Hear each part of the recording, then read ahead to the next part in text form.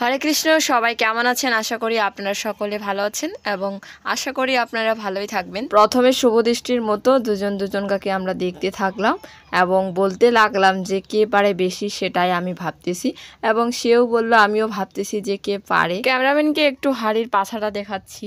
তো ফাইনালি দুজনকে দেখার পর যুদ্ধের ময়দানে আসিতেছি। তো দেখতে থাকেন যে যুদ্ধের ময়দানে এসে কে বেশি পারে। আমি তো যে কোনো করার আগে অনেক কিছু ভাবি এবং ভাবতে ভাবতে আমার সময় চলে যায় কি করব কি না করব। শ্রাবণ তো যুদ্ধের ময়দানে এসে আমাকে খেপানো শুরু করে দিছে, তার যুদ্ধ লাগাই দিছে।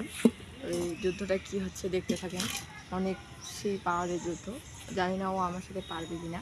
এই জন্য আমি নিয়ে আসছি 2টা কালিওয়ালা হাড়ি। তো দেখতে থাকেন আমাদের ভিডিওটা। শ্রাবণের এই রূপটা দেখে কিন্তু অনেক হাসি পাচ্ছিল আমার। তো আমার হাসি থামছিল না এবং কি জানি ও বলছিল আমাকে এবং আমি ওকে বলতে শুরু করলাম এবং দুই হাড়ি বাজাতে শুরু করছি। শ্রাবণ অনেক একটা হাস্যকর মানুষ। মন খারাপ থাকলে কখনোই ওর কথাতে খারাপ লাগবে না এবং অনেক হাসাতে পারে। ও যেমন পরিস্থিতি থাকুক না কেন বা মাথার মধ্যে যদি ভর্তি টেনশন থাকে, তবু ওর কথায় অনেক হাসি পায় এবং খুব ভালো লাগে। যুদ্ধটা আর দেখাইলাম না, যেহেতু ওরা এক জায়গায় যাবে এবং সেজন্য সময় অনেক কম। সবশেষে সবাই রেডি হয়েছে যাওয়ার জন্য। আমি গেলাম না, কারণ ইচ্ছা ছিল না। সবাইকে টাটা দিয়ে চলে আসলাম। আজ এ পর্যন্ত। সবাই ভালো থাকবেন। হরে কৃষ্ণ।